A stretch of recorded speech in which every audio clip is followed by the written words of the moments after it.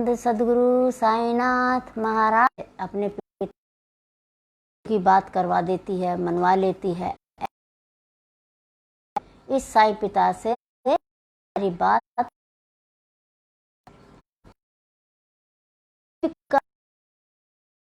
इस द्वारका माई से संभव हुए हैं। और भक्तों, आज मैं आपको एक संदेश देना चाहूँगी। मेरा संदेश ये है बेटा कि जैसे हमारी मोदी सरकार ने भी बोला है इस कोरोना काल के वक्त में कि आत्मनिर्भर हमारा देश होना चाहिए, किसी के ऊपर नहीं होना चाहिए। आत्मनिर्भरता का मतलब होता है कि हमें स्वयं को खड़ा होना चाहिए। और हम जब स्वयं खड़े होंगे तो हमारे जब अपने खुद के पैर हमारे खड़े होंगे मजबूत, हम अपने कंधे पर बंदूक चला सकते हैं, दूसरे पर बंदूक नहीं चला पाएंगे फिर हम। और यदि हमारी अल्प कमाई है तो हम उसमें भी गुजारा कर लेंगे। और हमारे पास कहीं वैसे कितना भी आ जाए लेकिन में नहीं होता, लेकिन हमारी थोड़ी सी कमाई में भी गुजारा हो जाता है। और वो तब है, यानी कि हम दूसरों के ऊपर निर्भर नहीं होते। जैसे कि मैं एक उदाहरण देती हूँ आपको, जिससे कि आपकी समझ में आए। मैंने कहीं कहीं देखा है कि कहीं बेटी और दामाद ससुराल पर, यानी कि दामाद अपने ससुराल पर निर्भर होता है। तो भक्तों, जब दामाद को ससुराल और वो फिर ना तो वो सफल होगा, क्योंकि उसके हमेशा मन में यही रहता है कि हमारी तो होगा अटका हुआ, तो वो तो हमारे ससुराल पक्ष जो है वो निकाल ही देंगे। इसे हम सरकार का है कि जो हमें मीठा जहर है एक तरह से, कि धीरे धीरे धीरे धीरे ससुराल पक्ष को खा जाओ। तो यदि वही दामाद और पैरों पर खड़ा होकर के अपनी खुद की कमाई और उस पर अपने बच्चों का लालन पालन करे, कि भक्तों उतना आनंद है और सुकून हम भी मिलेगा। और उसमें हमें ये भी आत्म शांति मिलेगी कि हाँ, हमने यदि 10 रुपये भी कमाए हैं तो हम उसे अपनी तरह से खर्च कर सकते हैं, और क्योंकि वो हमारी कमाई हुई है। और यदि हमें बाहर के 100 रुपये भी मिल जाएं, किसी की जैसे मदद के 100 रुपये भी मिल जाएं, तो देखिए भक्तों, आप समझ सकते हैं वो कितनी जल्दी खत्म होते हैं। तो इसलिए, और फिर हमें उस महत्व का भी पता चलता है कि हमारे अपनी कमाई और हमारी आई हुई कमाई का क्या फ़र्क होता है। आप देखते हैं वीडियोस पर और ये सब लगाते हैं कि खुद की कमाई को खर्च करने में पता चलता है, बाप की कमाई पे तो हमने बहुत ऐश करी, गुजारा तो अपनी ही कमाई से होता है। तो ऐसे ही कोई बेटी हो, दामाद रिश्ता हो, कोई भी रिश्ता यदि के निर्भर है तो वो सफलता पर नहीं प्राप्त होता। पर बनना ही चाहिए, हर व्यक्ति को आत्मनिर्भर बनना चाहिए। यही हमारी मोदी सरकार का भी संदेश है और यही हमारा भी संदेश है। अगर आप बेटी हैं और अपने परिवार के लिए ये चाहती हैं कि मुझे भाइयों के साथ बराबर दर्जा मिले, वो सही है, लेकिन यदि वहाँ का तुम हिस्सा लो, और वो गलत है। क्योंकि बेटे की जो हक बनता है अपने पापा की कमाई का, अपने दादा लाई का, वो बनता है, लेकिन बेटी का उसमें नहीं बनता। यदि बेटी अगर परेशानी हो रखी है कि उसे वहाँ से मदद, तो उसमें मदद उसके लिए अच्छा है, वो उसमें उसकी भलाई है, क्योंकि वहाँ पर उसको बेटा और बेटी का दर्जा दिया गया। लेकिन वो अपने उसमें समर्थ भी है, ससुराल पक्ष भी बहुत अच्छा है, और उसके और वो ऐसे, वो गलत है। तो इसलिए आत्मनिर्भरता का मतलब है स्वयं कमाओ, किसी की भी उस पर नियत मत रखो, किसी की कमाई पर, किसी के दिखावे पर। और हमेशा बड़े बूढ़ों की कहावत है कि हमेशा नीचे देख के चलना चाहिए। यदि आप ऊपर देखेंगे तो हमेशा दुख पाएंगे, यदि आप नीचे को देख के चलेंगे तो हमेशा सुख और शांति आपको मिलेगी। आपने देखा है ना, साईं कैसे रहते थे। साईं बिल्कुल साधारण वस्त्र होते थे, कफनी होती थी और फटे पुराने ऐसे ही मैले वस्त्र होते थे। लेकिन वो वस्त्र कैसे होते थे, एक साधारण। और क्या साईं को कुछ नहीं मिल सकता था? साईं के पास तो बहुत कुछ था, उन्हें बहुत कुछ मिलता। वो तो आत्मज्ञानी थे और उनकी जो भगवान से लगन थी वो ऐसी थी कि वो तो कुछ भी चाह सकते थे, लेकिन उन्होंने कभी भी ऐसा नहीं कहा। एक भक्त ने उनसे पूछा था कि बाबा आप ऐसे वस्त्र पहनते हो, मैं आपको बिछोना करा दूं, आपको वस्त्र ला दूं। लेकिन साईं ने क्या कहा? साईं ने आज मैं ऐसे वस्त्र पहन रहा हूँ, टाट के वस्त्र है मेरे, मैं टाट पहनता हूँ। और बाबा को कभी किसी ने सोते हुए भी नहीं देखा था। ऊपर जब वो अपने एक फट्टे पर सोते थे, नाना साहब ने उनके लिए एक उसका इंतजाम कराया था फट्टे का, लेकिन उन्हें वो भी अच्छा नहीं लगा। वो हमेशा उन्होंने कहा था साईं ने कि आज मैं ऐसे फटे वस्त्र हूँ, मैं हूँ, कल मेरे पहनाएंगे। देखिए भक्तों, आज साईं को सब एक से एक वस्त्र पहनाते हैं, एक से एक आभूषण पहनाते हैं और उनके इतने अलंकार पहनाते हैं कि जितना उन्होंने दिया भक्तों ने, उससे कई गुना बढ़ा करके साईं ने उनको लौटाया है। साईं तो कहते हैं कि आप मुझे दो तो गुना भार चढ़ जाता है, वो मुझे लौटाना ही पड़ता है। तो अपनी वेशभूषा कभी नहीं बदली। और अब इस साईं माँ का भी ऐसे ही है। जब हमारे ऊपर शक्ति आई तो हमारे आसपास वालों ने, हमारे सब ने कहा कि तुम अब अपना चोला बदल दो। बदला नहीं लगा सकते, लोग करते हैं। हमें इस आडंबर से, इस दिखावा से अच्छा नहीं लगता। हम अपने आप को आकर्षण में नहीं लाना चाहते, क्योंकि हम भीड़ में भी ऐसे ही रहते हैं और कहीं कुछ, कहीं बाबा का कुछ हो, कहीं भी ऐसा हो, हम अपने आप को आगे नहीं रखते। साधारण रहते हैं हम भी, और साधारण ही हमारा रहन सहन है। कभी अपना चोला नहीं बदला, क्योंकि उससे क्या होता है भक्तों, आप सबकी नजर, कोई अच्छा बोलेगा, जो जानता है वो तो कहेगा ये हमारी साईं माँ है, ये साक्षात साईं बाबा है इनके अंदर। और कोई नेत्र नहीं सोचेगा, कोई ढोंगी होगा, कोई ऐसा होगा, कोई वैसा होगा। तो इसीलिए हमने भी अपना चोला नहीं बदला। 10 साल पहले भी हम ऐसे ही थे और 10 साल अब हमारी इस शक्ति को हो गया। आज भी हम ऐसे इसी ढंग से हम जब रहते थे और इसी ढंग से हम अब रहते हैं। और जब हमारे ऊपर शक्ति आई तो हमने साईं से सिर्फ यही कहा था कि जब शक्ति आई, हमें पता भी नहीं चला था कि कैसे आई, और वो तो पता था कैसे आई, लेकिन हम क्या बोल रहे हैं ये नहीं पता चला था। ये हमें बहुत समय बाद पता चला, तब लोगों के रिजल्ट आने लगे थे। तब हमने साईं को पहचान लिया कि साईं हमारे साथ जुड़ गए हैं और साईं ने हमारे ऊपर हाथ रख दिया है।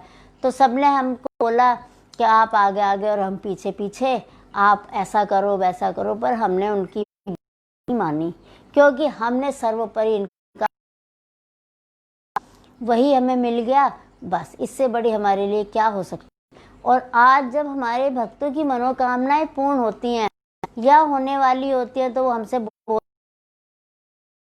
चाहेंगे हम वो कर देंगे, और आप हमको इतना खुश कर देंगे। तो भक्तों, हम उनकी बात वहीं रोक के, पता हम क्या बोलते हैं? हम बोलते हैं कि ये हमारी, क्योंकि आप हमें क्या देंगे? आप हमें वस्त्र दे, सामर्थ्य, लेकिन खुशी उसमें होती है जब हमारे भक्त नम्र निवेदन से ऐसे बोलते हैं कि माँ, आपने जैसा कहा था हमारे साथ ऐसा हुआ, और आज हम इतने हैं कि हमारा एक काम बना। तो मुझे सबसे ज़्यादा खुशी उसमें मिलती है। ये मेरे अंदर की आत्मा है। ये कहते हैं ना, एक माँ जो होती है, अपना बच्चा खुश होता है या अपना बच्चा की कोई तरक्की होती है, जैसे है, ऐसे ही आपकी ये भी माँ खुश होती है। इस माँ को लालच नहीं ले लिया था कि साईं, अगर तुमने हमारे ऊपर हाथ रखा है तो हमें तो बस इससे बड़ा और कुछ नहीं चाहिए, सिर्फ यही चाहिए कि आपका हाथ हमारे ऊपर बना रहे। और इस हाथों में जब आपने शक्ति दी है तो इन हाथों से किसी का बुरा मत करना। और आज 10 सालों में मैं नहीं जानती मेरे साईं ने मेरे इन हाथों से कितना भला करवाया, कितनी मुझे दुआएं मिलती हैं। और सिर्फ यही कह के छोड़ देती हूँ कि साईं, मेरी नज़र मेरे भक्तों पर रहे और आपकी नज़र मेरे ऊपर रहे, ताकि मैं कुछ गड़बड़ ना करूँ, कोई ऐसा मेरे साथ ना हो। मैं सिर्फ साईं माँ बनी रहूँ अपने बच्चों के लिए। और यही मेरी दिल से तमन्ना है कि मैं साईं माँ से अलावा कुछ बनना नहीं चाहती। मैं रिश्ते नातों को नहीं मानती। जब थे हम थे, ये तो हर स्त्री और हर के साथ ऐसा होता है, हर प्राणी के साथ ऐसा होता है कि जब शादी हो जाती है तो बंधन में बन जाती है सब। जब साईं से जुड़ गए तो हमने सिर्फ एक ही रिश्ते को अहमियत दी, जो हमें साईं ने हमें दिया तो हम उसी पर ही हैं। और हम इनसे कहते हैं कि हमें अहंकार मत देना, अहंकार हमें बिल्कुल नहीं चाहिए। हम ऐसे ही बने रहें बस, और ऐसे ही हम आत्मनिर्भर रहें, अभी आत्मनिर्भर हैं। तो यही हमारा उपदेश था कि आत्मनिर्भर बनो, और सबको बनना चाहिए। अब भक्तों, मैं अपने अनुभव बताऊंगी आपको कि एक जिसने हमारी यहाँ की कीर्ति सुनी, वो दिल्ली में रहते हैं, उनके बच्चे बाहर ऑस्ट्रेलिया में रहते हैं, और उनके बच्चों की शादी को कई वर्ष, तो उन्होंने बोला कि पहले तो वही आए। जब माता पिता आए तो बाबा ने बोला कि खुद भर देंगे, और जब बाबा ने उनको बोल दिया तो उनकी देखो, जैसे कहते हैं ना कि जिज्ञासा, बच्चों को बुलवाया। कुछ समय दिन के लिए बच्चे ऑस्ट्रेलिया से यहाँ आए, और फिर यहाँ पर आने के बाद गोद भरी गई, और तो कितना इलाज गए, लेकिन वहाँ से यहाँ 20 दिन के लिए आए, और गोद भरने के बाद में फिर वापस लौट के चले गए। और आज उनके बेटी है, और आज उस बेटी का दूसरा बर्थडे होने वाला है इस अक्टूबर के महीने में ही। जब डॉक्टर, मैं आस पास मेरी भक्त हैं और दूर भी हैं, जिनको आप देखते हैं कि बच्चेदानी में रसोली हो जाती है। अब आम बात हो चुकी है इस रसोली की भी, कि रसोली बताई कभी कहीं हो जाती है, औरतों के ज़्यादातर गर्भाशय होती है। तो ऐसे जब डॉक्टर मना कर देते हैं कि तुम गर्भ धारण मत करना क्योंकि तुम्हारे ये कमज़ोर हो चुकी है, जब बाबा के यहाँ पर आते हैं और बाबा जब बताते हैं, समय दे दिया जाता है, और वो देखो भक्तों कहते हैं कि जब आपका गोद भर दी जाए, जब यहाँ से गोद भरी जाए और गोद भरने में जब वो समय दे दें तो वो जो एक हो जाती है। और ऐसे हमारे यहाँ पर और बाहर भी कई ऐसे भक्त हैं जिनको रसोली होने के बावजूद भी बच्चे हुए हैं। ये बहुत बड़ा चमत्कार है जिसे डॉक्टर कह देते हैं कि ऐसा मत करना, गर्भ धारण मत करना, लेकिन जब उसके संरक्षण में हो तो सब कुछ संभव होता है। ऐसे ही एक हमारे पास एक म्यूज़ियम से फ़ोन आया, उन्होंने बताया कि हमारे साथ ऐसे ऐसे घटना घट चुकी है और इतना वर्ष बीत चुके हैं। तो हमने बोला कोई बात नहीं बेटा, आप बहुत दूर हो, हम यहाँ से भी कर सकते हैं, पास वाले आके गोद भरा सकते हैं, हम फिर दूर का भी करते हैं। तो जब हमने ऐसा उनको बोला और फिर उन्होंने बोला ठीक है आप बता देना जैसे जो भी है। हमने कहा ठीक है। जब उसने सामान हमने बताया, हमारा सामान दूध और फल होते हैं, उसी से हम गोद भरते हैं। जब हम उनसे वार्तालाप कर रहे थे तो देखिए बाबा पल भर में, जैसे शिरडी से पल भर में कहीं के कहीं 7 समुंदर पार हो, कहीं भी हो वहीं पहुंच जाया करते थे। ऐसे ही बाबा रात मिज़ोरम पहुँचे और वहाँ पर बाबा ने उनके घर की बाहर की चीज़ें और एक ऐसा झूला बताया जो उन्हें उनके घर से दिख रहा था। तुम्हारे घर के पास क्या झूला है? तो उन्होंने बोला कि हमारे घर में नहीं है, हमारे घर पर भी नहीं है, लेकिन हमारे जब मैं बाहर अपनी ऊपर गैलरी से देखती हूँ, छज्जे से देखती हूँ, तो हमें एक कहीं झूला दिखता है, सामने वाली कोठी में झूला दिखता है। तो देखिए बाबा कैसे अंतर्यामी हैं, कैसे हमको पहुँचा देते हैं। और जब उसे ये पता चला कि यहाँ पे झूला भी देख लिया तो वो भक्त बहुत खुश हुई और बहुत खुश होने पर इतनी उतावली हुई कि माँ मैं आपसे जल्दी मिलने आऊँगी, जैसे ही दिवाली की छुट्टी मिलेगी हम आपके पास ज़रूर आएंगे।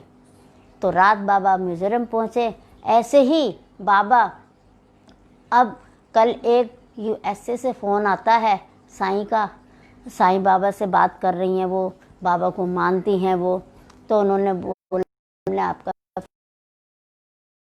और हमारे साथ दिक्कतें, हमारे मोटल नहीं चल रहे हैं। तो बताई, सब कुछ बताया, साईं बताते हैं। और साईं ने एक, हमने बताया ना कि हमें उसी के घर का कुछ ना कुछ ऐसा क्लू मिलेगा जिससे कि हम बोलेंगे और होगा वही जो तुम्हारे घर में घटना घट चुकी होगी या तुम्हारे साथ ऐसा हो रहा होगा। तो बाबा ने वो बताया, मुहासे बताए एक बच्चे के, और मुहासे बताने का ही बता करके उस बच्ची का बर्थडे लिया।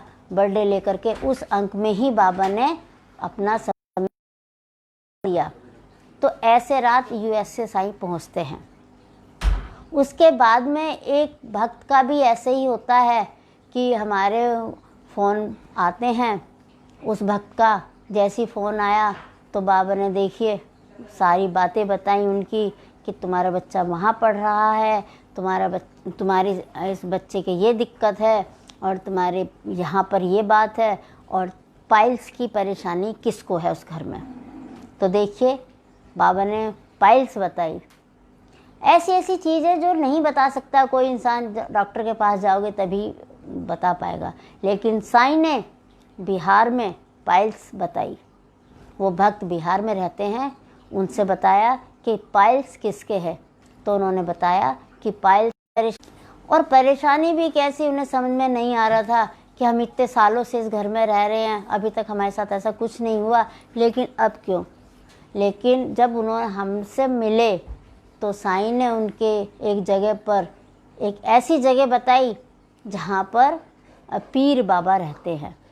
अब देखिए ये कोई नहीं बता सकता कि पीर भी ऐसे रहते हैं, लेकिन साईं ने जब बताया तो उन्होंने बोला कि हाँ ये हमें सपने में भी आते हैं और हमारे बड़ों ने भी बताया है कि इस जगह पे कभी कुछ मत करना, यहाँ पर पीर का जगह है, पीर का स्थान है यहाँ। तो साईं ने बताया कि जब ये पीर की जगह पे तुम अब कुछ नहीं कर सकते तो इसको पूजो। उन्होंने उन्होंने कहा कि हम हिंदू हैं, हम नहीं पूछ सकते। लेकिन उन्होंने कहा कि तो ऐसे ही अभी एक दूर दराज की बताऊं, मैं हरियाणा साइड में चलती हूँ, तो वहाँ पर एक भक्त का मकान, जैसे होते हैं ना पुरानी हवेली चलती है, तो वहाँ पर पुरानी हवेलियों को वो अब 2 भाइयों में बंटवारा हो रहा है। और बंटवारे होने के बाद में उन्होंने बोला कि हमें मकान में कुछ आया है और आप हमें बंटवारा करना है। एक बारी हमें जब सपना आया तो हमने उसमें देखा कि कुछ है, तो क्या सच में है या हमारा वहम है? तो साईं ने कहा ये सत्य है, आपके अभी उस चीज़ की जो वहाँ पर है अभी उसका समय नहीं है। क्योंकि जब हर चीज़ का समय होता है तो माया का भी समय होता है, और माया दोनों ही रूप में होती है, अच्छे रूप में भी होती है और बुरे रूप में भी होती है। अच्छे रूप में होती है तो फलित होती है, और जो बुरे रूप में होती है तो फिर वो जैसे बोलते हैं ना कि भेंट मांगती है, ऐसे। तो हमने बताया कि अभी समय नहीं है, और जगह भी बताई। ऐसे तो हमने बहुत ऐसी जगह है, आगरे में है और तुम्हारे अलीगढ़ में है और दिल्ली में है और कुरुक्षेत्र में है। ऐसे तो हमारे जहाँ भक्त हैं ये, ऐसे तो हमने बहुतों के कराए हैं और समय पर ही निकला है। और एक इधर जहाँ पर गढ़गंगा है उधर भी एक ऐसे ही किस्सा हमारे सामने आया था। तो उसमें था कि वहाँ से एक भक्त आए हमारे पास, उन्होंने बोला कि मेरे को घर में सोता हूँ तो मुझे परेशानी होती है, कुछ बोलता है। तब बाबा ने खुलासा किया कि आपका जो घर है वो कोई मोटे सेठ का था और वहाँ पर एक माल दबी हुई है, और कहीं एक आपके घर से थोड़ा सा दूर एक जिसे बोलते हैं बाग पड़ता है, और बाग में वहाँ पर एक पेड़ है और उस पेड़ के नीचे माया है, और उस बनिए सेठ की है। वो कोई अपना बिजनेस करता था, अपना काम करता था, उसने वो वहाँ दबा रखी है। तो जब उसे इस बात का पता चला, उसे उस जगह का पता चला, उतावला हुआ कि मुझे खुदाई करा दूँ। मैंने कहा नहीं, अभी नहीं कराना, जब तक समय ना हो। अब जैसे लोगों को पता जाता है कि ऐसा हो गया, आपके यहाँ पर ऐसा है, वो बहुत जल्दी उसको उतावले हो जाते कि अभी मिल जाए, लेकिन हर चीज़ का समय होता है। तो फिर उसने उस बात को जब पता चला तो उसने वहाँ पर जाकर के पूछा और पूरा खोदा उधर की तरफ कि भाई कहाँ यहाँ रहता था, कोई कौन पहले था। मतलब उसने ली तो उसे यही पता चला कि यहाँ पर एक सेठ रहते थे, का बर्फ खाने का काम था, और उन्होंने बहुत सारा पैसा, वो बहुत एक जैसे होते ना कंजूस टाइप, उन्होंने सारा पैसा कंजूस टाइप में बचा बचा के और रख दिया ऐसे। और देखो कैसे वो खिसक गया, क्योंकि उनके नसीब में नहीं था। माया खिसकती है। तो जब उनके उससे निकल गई माया, तो देखो मिलती किसको है? एक बहुत गरीब को सेठ जी रख के गए, और मिली किसको? जो एक माली का काम करता था। जो ये पूछने आया था वो माली था, जो माली पेड़ पौधे का काम करते हैं। देखिए आज वो माली की हालत देखो, कल क्या था और आज क्या है। तो ये तो पल भर में हर इंसान की किस्मत पलट सकते हैं, और हर इंसान का भाग्य अपने खुद के हाथ में होता है, यदि उसे अपना कर्म बना ले तो। क्योंकि कर्म ही हमारा प्रधान होता है, और कर्म के बिना हम कुछ नहीं कर सकते। अगर हमारे भाव अच्छे होंगे, हमारा रास्ता अच्छा होगा, हमारा नेक की राह पर हमारा रास्ता होगा, तो हम ज़रूर सफल होंगे। यदि हम बदनीयती